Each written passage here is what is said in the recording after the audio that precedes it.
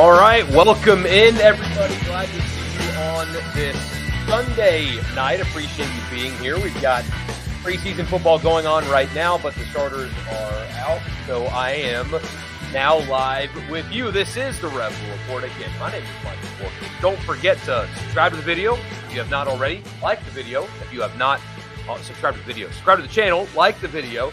Leave a comment if you're watching after the fact. And if you're watching on YouTube, do not forget to subscribe to the podcast. Wherever you get them, just search Rebel Report, subscribe, and leave a rating and a review. And if you're listening to this, don't forget to hop on over to YouTube. Double up. Get me as many subscribers everywhere as entirely possible. So glad that you guys are here after what has been not exactly a busy weekend, which is a good thing. On the training camp news front, but Ole Miss did get another recruiting pickup. They enter the season recruiting-wise in really good shape, honestly. And a couple months ago, it may not have been the case, but now their forward momentum is real. I mean, again, they enter the season on a bit of a heater recruiting-wise in a class that has a really solid foundation as they enter the biggest season, the most anticipated season in at least 21 years for Ole Miss football, possibly even longer. So we'll talk about recruiting. Also, the word out of camp, Daquan Wright did a media op, and there's been some spotted in the wild 2 tight end sets, and I have thought about the idea or the concept or what that's going to look like for this Ole Miss offense running 2 tight end sets. And apparently it's real and it's here. So we'll talk about that. Of course, get to your comments as well on this edition of the Rebel Report, which is presented by the Gregory Law Firm. Kool-Aid McKinstry got injured tonight. Hopefully it's not long-term for my Saints, but injuries happen in sports. We all know. And now Tyrann Mathieu is off to the injury tent. What in the world is going on? But anyway, let me try to center myself because I'm fuming at the moment. Gosh, this is the worst. The offense finally looks good and everybody gets hurt. But injuries do happen in sports, especially in football. They should not happen to you, but sometimes they do. If you have been personally injured, or you may have a small business situation that you need legal advice, or a contract dispute that you would need legal advice on, DJ Gregory of the Gregory Law Firm has got you covered. He's in Saltillo, Mississippi. He will give you the best advice. If you are in Mississippi, so you don't have to be in Saltillo. If you're in Mississippi, here's the number, 662-397-9799, 662-397-9799. The Gregory Law Firm, you won't be just another number. He will build a relationship with you. It'll be a much more personal legal experience than you get in other places. Again, DJ Gregory, the Gregory Law Firm, bringing you Rebel Report Live. So you guys saw it. I know all of you saw it already, that Ole Miss got to pick up the running back, Shakai Mills-Knight from actually, he went to the same high school that a couple of my college buddies went to there in Chattanooga. Look, he's a 4-star back. He's a big kid already. I don't think has played much football in his life. I think that despite him being, really good, a really high-level prospect, he's still very much a work in progress in terms of, certainly has not peaked or anything like that. So a big-time pickup, apparently a really good kid as well on top of that. That's just kind of what everybody is saying about him. And look, if you guys know me, you know that I have a bit of a cynical approach when it comes to recruiting, especially when when it's hyping up individual players. In this era, I'm kind of over that. I've always kind of been over that, but especially now where you look, and this applies to every team in America. It's not just Ole Miss that has dealt with this, but Luke Altmaier, when he signed with Ole Miss or when he committed to Ole Miss, it was quarterback of the future. They got him, right? Kedrick Riscano, the same thing. It's, hey, running back of the future, and both of them transferred out because they being Ole Miss, got better replacements. And the same thing has happened, with either Walker Howard or Austin Simmons. I mean, one of them is going to start next year, not both. So it happens like that in recruiting. So I'm kind of weary, especially in the portal era, of taking one commitment and being like, that's the player of the future. That's the guy that's going to take them to the next level. That's it. Just because of how the sport works. I try to be as grounded and centered when it comes to recruiting hype as possible, especially with individual players. But this again is a good pickup on the surface. Another blue chip offensive player. It looks like that they have recovered some from it kind of looking like defense was outpacing the offense in terms of the balance in this recruiting class. But they get Alfred back earlier this month on the boat, the 4-star wide receiver. They got him, and now they get a running back as well. So I don't. And look, I'm not a talent evaluator. There's nothing really that you can learn from watching a highlight tape online of an individual player. If Lane Kiffin and Kevin Smith think he can play, then he can probably play. But so the angle that I take on it is more big picture and what this player adds to the existing recruiting class, because one player doesn't make or break a recruiting class. The entire class makes or breaks the recruiting class. Breaking news more to 11. That's how smart I am. But it's true. And so that's why I like to look at it from a totality perspective, because not every player is going to be on this roster 2 years from now in this class or 3 years from now. Not every player is going to be a hit either. But when you're signing a high school class, the depth of it is really what separates the high level programs with the low level programs. It's how deep is your recruiting class, not what individual player did you get in said class, how many quality players did you get to where you can survive losses in the transfer portal and you can survive some misevaluations, because that's always going to happen. And this high school recruiting class is setting up to be beyond solid, quite good, especially when there's this. I mean, narrative is a word that people throw around a lot. I got asked, I did an interview in the middle of last week where I was asked, Lane Kiffin, he only recruits really through the transfer portal. Is this something that's going to work long term? And I said, well, he doesn't just use the transfer portal. That's just absolutely not true. They use the transfer portal, maybe more than most people that aren't named Colorado, but they're signing full high school classes as well. They sign a full class, maybe not as big as Georgia's in terms of players, but they signed a high school class last year, and a very important one when you look at who those players were and where they're going to play, and maybe even a couple of them fitting in a role on this team even. And they're doing it yet again. Ole Miss has 16 commitments going into, and I don't know if they're going to pick up another one between now and the start of the season, but they've got 16 commitments at the moment, and they're not done adding. But more importantly, they've got 16 commitments, and 11 of the 16 commitments are blue chip, 4-star or better prospects. And that is where I'm circling and underlining. Not to be, and I hope I'm not coming off as disrespectful to the player, because Shakai Mills-Knight might be the next big running back at Ole Miss. He might be exactly what everybody says that he is. Elite level player, all that stuff. Maybe he is, maybe he isn't. But this addition is just another line item on what right now looks like a pretty damn impressive recruiting class for Ole Miss. And for all of the talk and the narrative about Lane only uses the portal or Lane uses the portal too much, a blue chip ratio like last year's, which by the way, they got to the 50% number last year. And if you don't know what the blue chip ratio is, it's no team has ever won a national championship in college football in the recruiting rankings era, which started in the late 90s, without having at least 2 classes ranked in the top 10 in the 4 years leading up to the title. And the overwhelming majority of them, have had 3 or 4 of those top 10 classes. But I'm sorry, that's true. But also the blue chip ratio, no team has ever won a championship without having at least 50% of the players on it be a blue chip prospect or higher. So those 2 stats are absolutely true. And I know in the portal era, the top 10 class thing is just not as important anymore. I kind of confused my stats. What an idiot I am. But point is, Ole Miss is achieving at the moment the above 50% threshold in the blue chip index, which last year there were only 16 teams in college football that had a roster of over 50%.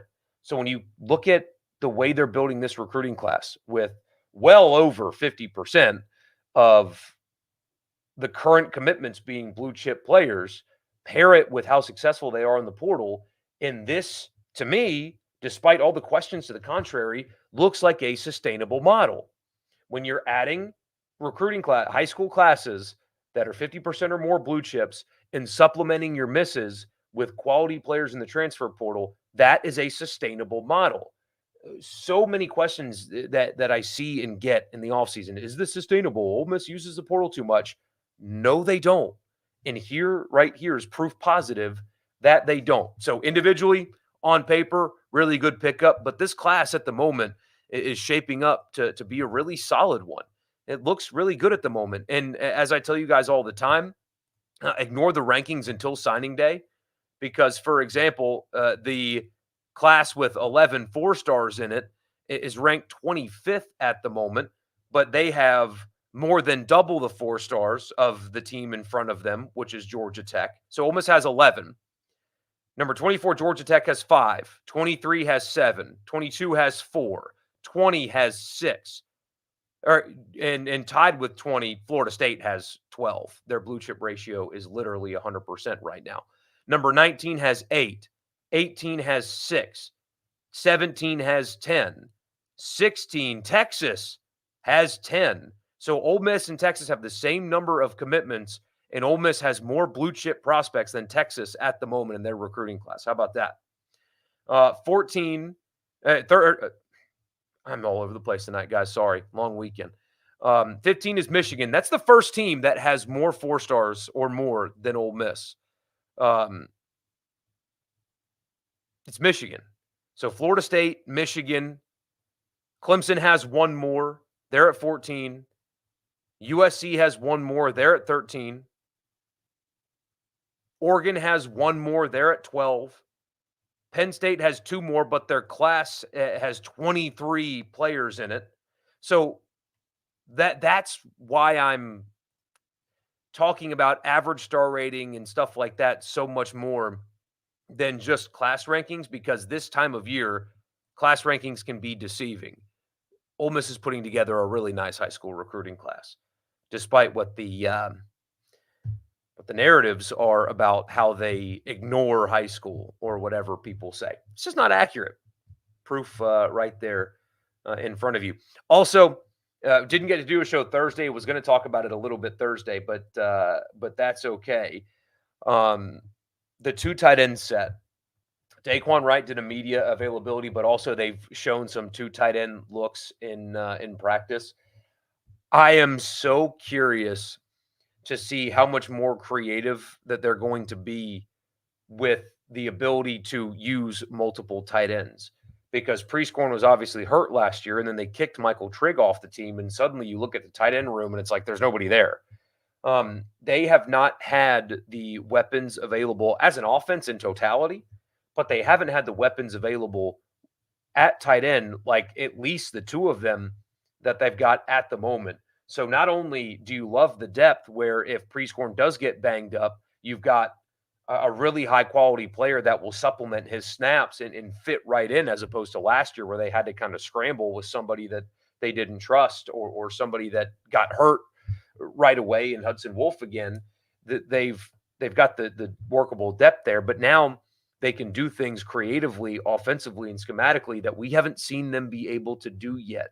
And that's run 2 tight end sets. And I know the wide receiver room is deep and it's really talented, but you guys have brought up 5 wide sometimes with me before, and I'm more curious to see what a 3 wide with 2 tight set can look like, or a 2 wide like 22s and stuff like that. I mean, really getting creative with formations and how they attack teams, especially when they get up in games, like when they get leads early against Texas A&M last year that they couldn't hang on to. Stuff like that, and how they're able to wear teams down in the running game with 2 tight ends on the field. But the exploitation of mismatches with those 2 guys paired with Harris and Wells on the outside. It's an embarrassment of riches, but they've had good players on offense in the Ford Kiffin years so far, but they haven't had this at their disposal yet. And hearing that it's actually going to be a thing this season is really the prospect of that is really, really exciting to me. So I'm looking forward to seeing it, and I hope that you guys are as well. So we'll get to your comments after I tell you the podcast is brought to you in part by Advantage Business Systems. Check them out online, absms.com. Advantage Business Systems has you covered for all of your office technology needs. absms.com, that's the website. Tell them I sent you, and you will get a complimentary office technology assessment. So you tell them what you need and what your budget is, and they will find a solution for you on me. Also, the broadcast is brought to you by Priority One Bank. Let them make you their priority. There's 16 locations here in Mississippi, so there's likely one in your backyard. There's one in my backyard. It's right next to Top Golf. So I will be once, and it's almost not almost done. It'll be up in December, but I will be probably hurting my bank account at the Top Golf because it's like the only thing that I can do around here coming up soon. But anyway, Priority One Bank makes you their priority every single day. Bank with me at Priority One Bank. Yes, I know I was 5 minutes late. All of you can kiss my you know what. I see it. I'm sorry I'm late. This is early for Borky. Michael on time. Borky. Yeah. Hit the like button, though. Yes, thank you, Eugene. I appreciate it. Guys, it was a long weekend, okay? And then I had a hard time getting little man to bed. I mean, just a hard time getting him to bed tonight. It was the last hour was a tough hour, and they're usually not tough, but that one was tough. But anyway, it's past your bedtime. I'm grounded. Love the podcast. Thanks, Brian. Appreciate you. Can't wait for kickoff. If Deere commits, that would be awesome, but I'm not sure he will now. Yeah, that would be. That would be. I'm so curious to see what they're going to do with the running back position next year. Because what does Diggs look like when he comes back? I mean, I know he's out there on the practice field, but not close to being full speed. But I mean, you're looking at a situation where it's, he's returning. I'm sure they'll portal one. Clearly, they seem to really like this guy now that they just got from Chattanooga, and yeah, they'll portal because that's what they do. But curious to see what direction they go in the running back room this year. Bentley and Parrish being gone. Isn't Amos out of eligibility as well? I should know that. It's just so hard to keep up with. I think he's out of eligibility, but I'm just going to double check before I tell you guys something that's not true, which, it's probably something that I should do more often. Oh, he should have eligibility. Shoot, he's got a lot of eligibility. Never mind. If he shows up this season, then they're actually, despite 2 departures, personnel on paper-wise, they might be quite all right. Glad to finally catch the show live for once. Appreciate you, man. Glad that you're here. Recruiting class is coming together well. Too much panic in the summer always corrects itself, especially with the balance, right? Like, I'm going to read you the positions of the 4 stars. This isn't like, a Hugh Freeze class where there's 4 blue chip wide receivers and then 1 linebacker who should be a walk-on, right? I mean, here are the 4 stars in this class: running back, wide receiver, linebacker, defensive back, another wide receiver for a good measure, DB, DN, D tackle. That's what this here. Sorry, I screwed up the organization. Let me try this again. I'm telling you, I'm so screwed. Athlete, DB, another DB, defensive tackle, safety, wide receiver, another one, linebacker, running back. I mean, that's it. The balance there is impressive. It's on the defensive line. It's in the secondary. It's at linebacker. It's at wide receiver. It is a balanced class, and they've got a couple of offensive linemen that are not the blue chip guys, but they're adding in there as well. It's a balanced class. Caden should have a Brock Bowers type year. What did Brock Bowers put up numbers-wise last year? Don't forget, he was also hurt too. Brock Bowers' headshot that comes up, by the way, when you Google him is hilarious. They need to update that picture. Let's see. Brock Bowers, I got to do college stats because he's in the NFL now.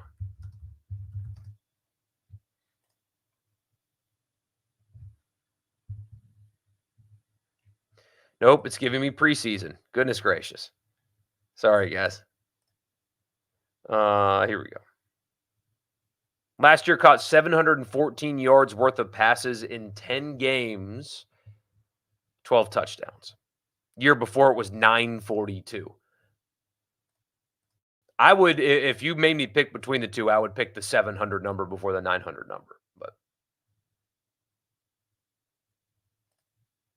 not going to be able to stay on long this week. You got band camp at Ole Miss that goes until 9 p.m. all week. Love the new practice field, though. Man, that's awesome. I saw the renderings and stuff like that, and it looked great, especially compared to the crap that you guys had to deal with before they renovated the band field. You guys are actually look, like it's a serious operation now, which is deserved. So, thanks for being here, though, man. I know that you guys are pretty jacked up about getting. I mean, do you go to all the games, or is it just like they take a small amount of you? What's the road situation like? What's the TV viewing setup for the fall? 2 TVs and an iPad. I'm still just rolling with that, but one of them is likely going to have, minions, which, by the way, got a minion in my hand right now. I'm just stepping on them. They're everywhere at this point. Whatever movie we're into at the moment will have to occupy one, and I'll get the other 2 for me. That'll be it. So I'll have 3 screens, but only 2 of them with actual games on. Recently got an iPad and its added functionality. Dude, I love, especially when it gets cold, setting up a fire in the back and just putting my feet up like next to the fire and watching football on my iPad. It's hard to beat that. That's better than like 3 screening it to me. You just get like a glass of bourbon or something and just prop your feet up next to the fire. I'm an old man in a 32-year-old body, which is also kind of old too. So Prieskorn is great. Could be all SEC, but he's not Bowers. It's like saying a running back could be Herschel Walker or Bo Jackson.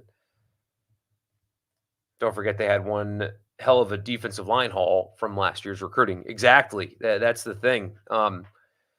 It's that question kind of baffled me a little bit last week. It's, Lane Kiffin just builds rosters through the portal. Is that sustainable? And my response was just, well, that's not exactly true. And then you have this other narrative that the players that they recruit in the portal are exclusively one and done players, which is also really goofy. Let's see.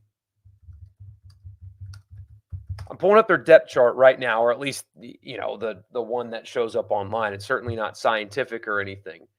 But among their starters, like Jackson Dart's a third-year starter. He's a transfer. Ulysses Bentley's a transfer, but he's been in the program for years. Trey Harris, this is his second year at Ole Miss, despite being a transfer. Jared Ivey is a multi-year guy, despite being a transfer. J.J. Pegues is a multi-year guy being a transfer. Kalo Stone, multi-year guy being a transfer. Daughtery, multi-year guy, is a transfer. He's going to play a lot on this team. John Saunders, multi-year guy. I mean, that's what they're doing, and that's what they've done. It's not just like 1-year mercenaries. And so that's because people just look at Princely and Nolan and think that's all they're doing, but that's not all they're doing. They've done a really good job of, yes, adding talent through the portal, but adding talent through the portal that is not just showing up in May and leaving in December. It's guys that have multiple years of eligibility that do buy into program and culture and things like that. And I don't know how people can sit back and watch what they've done over the last 3 years, watch how they've done it and still think, I don't know. This doesn't work. You have to do it this way. It doesn't make sense. I think that largely people are stubborn or unwilling to think critically. I swear, because when I get asked goofy stuff like that, it just kind of makes me scratch my head of you're not paying attention. Or are we sure the portal strategy works at Ole Miss? Yes. How are you not sure that it works? Can it win a championship? I don't know. But how often does Ole Miss win championships? The fact that they're even in the championship conversation is a testament to how they build a roster. It's proof that it's working because they wouldn't be in this way if they tried to just stick to traditional recruiting. They would not be in this position because they're doing it a different way, is how they get a Walter Nolan on their team. They don't get Walter Nolans in traditional recruiting the same way Georgia does. It's 29 wins in 3 years. Only Georgia and Alabama in the SEC, including Texas and Oklahoma, have won more games in the last 3 years than that. They went to their second Access Bowl in 3 years. Very few programs can say that while being in the SEC West, while also having to play Georgia. It's just not rooted in objective reality. And that's the thing about it. It's not an opinion. Like, I'm not sharing my opinion. It is objective reality that what they're doing has gotten them closer to the top than they have been since my father was born. That's the conversation we're having here. They haven't been in this position since before my father was born as a program. And they're here now. And you've got people wondering if they should do it this way. It makes absolutely no sense. None at all. We're in such a dead period waiting on football. I need Florida State, Georgia Tech bad. Me too. Me too. This week is going to be slow, because we're not going to get teams are going to be done with camp. And so they're going to start shutting everything down across the country because they're starting to get into game preparation mode. So there's going to be less like real news coming out of programs unless it's injuries. Like that's the only news that we're going to get. You're getting like starting quarterbacks popping up, getting named. I saw that there was a little bit of drama at Boise State today because the former number 1 overall player couldn't win the job at Boise State. But yeah, this week's going to be slow. It is. And then next week's going to boom, off to the races. But looking forward to talking season coming to an end. If I know what you mean, I know exactly what you mean. Because people have lazy takes as far as roster building. No kidding. The closer we get to the season, the more doubters you see against Ole Miss. Meanwhile, LSU, A&M, and Oklahoma are getting hype. Let them see what happens. I actually kind of like the prospect of Texas A&M this year, not to make the playoffs, but I do think that I've said it 100 times on the radio show. There are too many people, and I'm kind of talking to state fans when I say this, that are putting a W next to A&M, and I don't think you should. They're talented, quarterback's healthy. They will be better coached. They're going to beat some people. How do I feel about people calling this an all-in for Ole Miss this season? I honestly believe that Ole Miss has the pieces to contend for years on. And that's kind of the genesis of this conversation, right? It's they're not all in because they're building for the future. Look at what they've done in the wide receiver room. Yes, I know they added Juice Wells, but look at who is behind them and then who's coming in this recruiting class. They are building moving forward. Look at what they're doing at the quarterback position. Look at what they did on the defensive line last year in recruiting. If this was an all-in season, then what I think people are trying to get at when they say this is all in for Ole Miss is if this roster underachieves, then when will they have a roster that won't? Like if this one doesn't work, then it's just not going to work is kind of what people are getting at. But I do not think that they are all in because you're seeing evidence of building for 2025 and beyond. If I were them, I know that I'm not the first person to say this. I would stop calling it the last dance. I know they're just kind of playing off Michael Jordan and stuff like that. And it's mostly about the guys that decided to return instead of going to the NFL. I get it, but that branding's not helping them. But it's not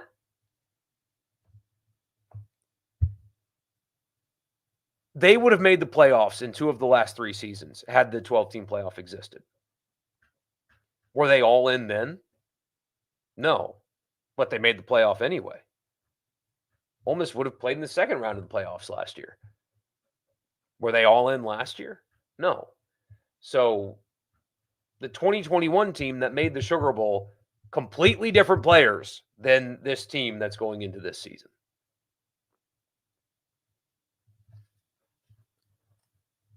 It's become a tired thing about you know ball, you don't know ball mantra, but man, a lot of people really don't know ball.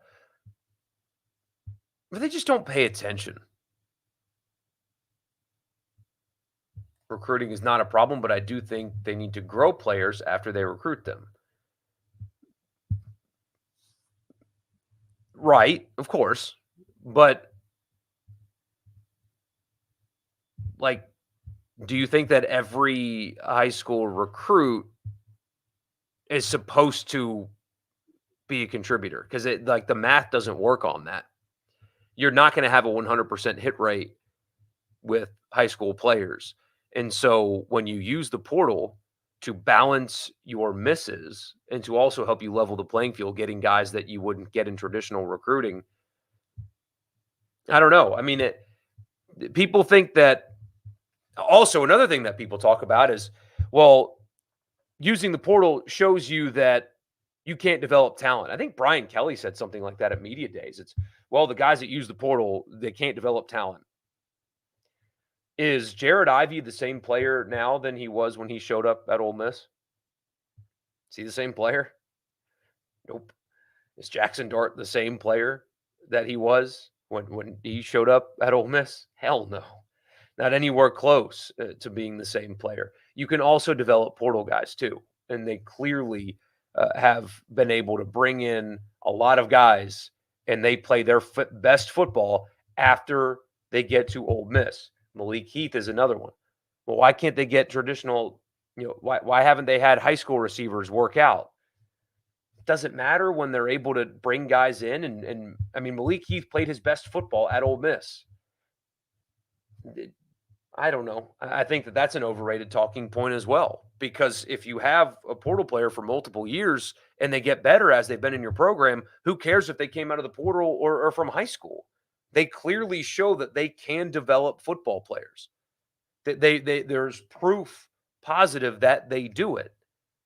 They just don't depend on exclusively developing high school players because they're not necessarily able to sign all the best high school players in the country like Georgia can. Talking about window programs and yearly contenders, could Ole Miss be somewhere in the gray area in between? That's a good question. It's a really good question. I think that this year is so important because of what it can do for next year and beyond. You guys think that the Grove Collective is popular and well-funded now? Meet those lofty goals. Make the semifinals, make the playoffs, and win a couple of games in the playoffs.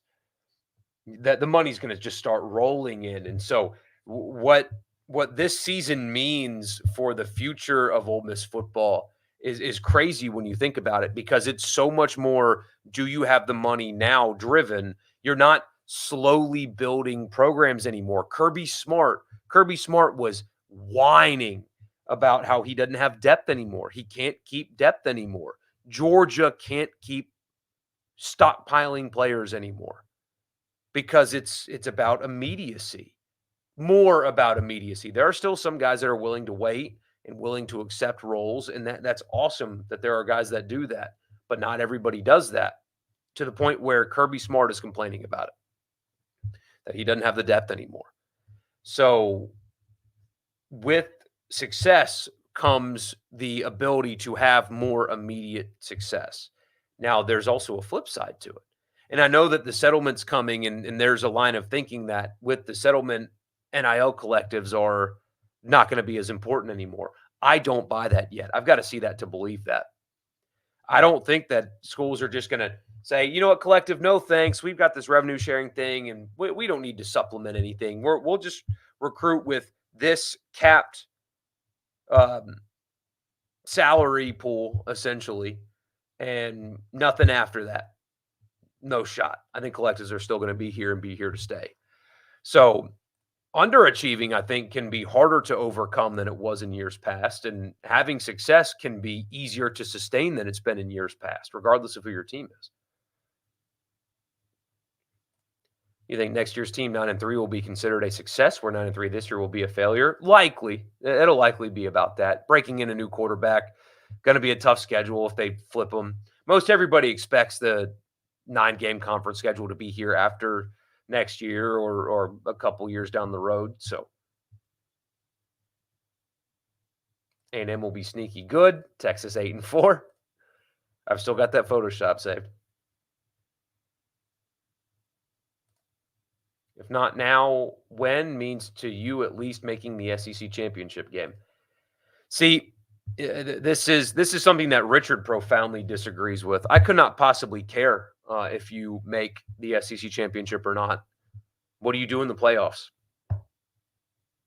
What do you do in the playoffs? I mean, who cares? Oh, you never made it to Atlanta, but yeah, you've made it to the second round of the playoffs. Have you? Like, I don't know. I don't find that to be as important anymore. It's like the NCAA tournament in basketball. Like, does it matter if you win in Nashville?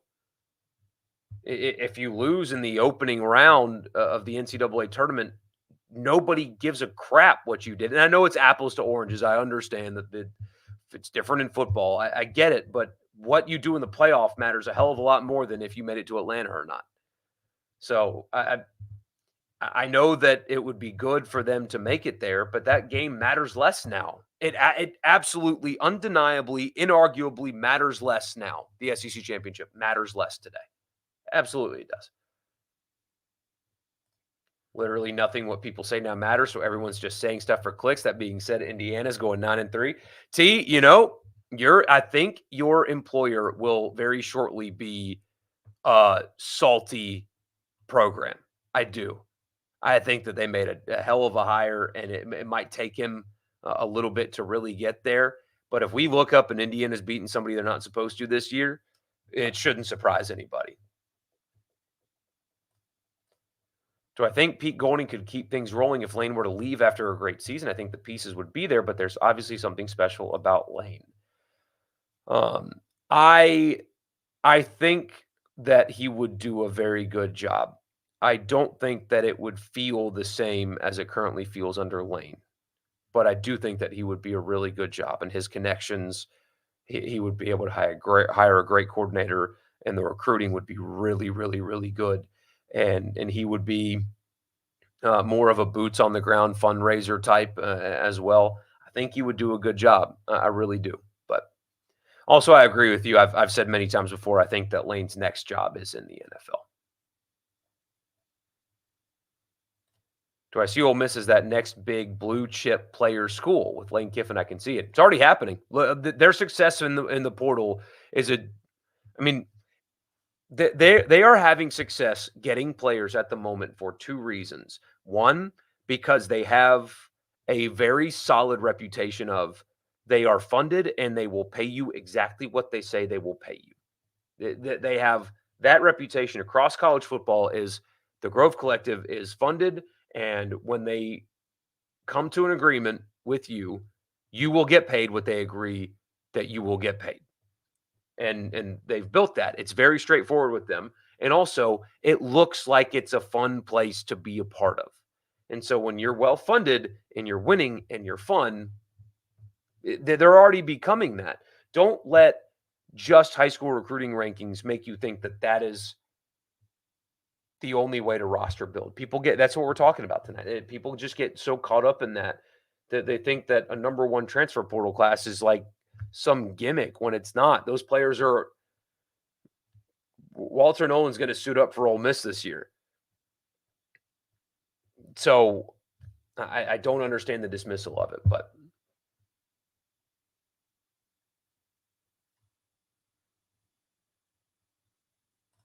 I know teams won't have a 100% hit rate, but there does seem to be a lack of development when it comes to high school recruits. I'm not denying the success with transfer, but I question long term. But why question long term? You're 3 years into it, and your program's having more success than ever. What is there to question at this point? I am. What is there to question?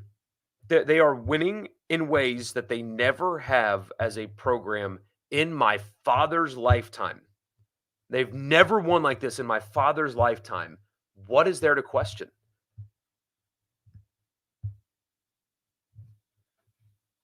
Seem to remember Weiss Sr., who I guess was at practice this week, according to his Twitter. Being a big fan of the two tight end set he spent last week in Oxford and offered very high praise of the entire football operation. Would be good to interview. I should reach out. I mean, he's not really doing anything anymore, is he? Welcome to Buffalo, Lane Kiffin. Welcome to New Orleans, Lane Kiffin. If it doesn't go well, gotta go. See you later. I gotta go too, actually. I've got to go too. Last question. Lane leaves for the NFL. Golding is next head coach. Mullen becomes the next OC. Thoughts? I think Dan Mullen will. I'm probably going to be wrong about this. I think Dan Mullen has coached his last college football game. Not for any reason other than he doesn't want to deal with it anymore. He's kind of said that publicly already. But anyway, I got to run. You guys are the absolute best. We'll be back on Tuesday night. As always, getting closer and closer and closer. Inside of 2 weeks, 13 days as we sit right now, 12 as almost all of you are listening to this, but getting closer. You guys are the best. So thank you, and I'll see you on Tuesday night.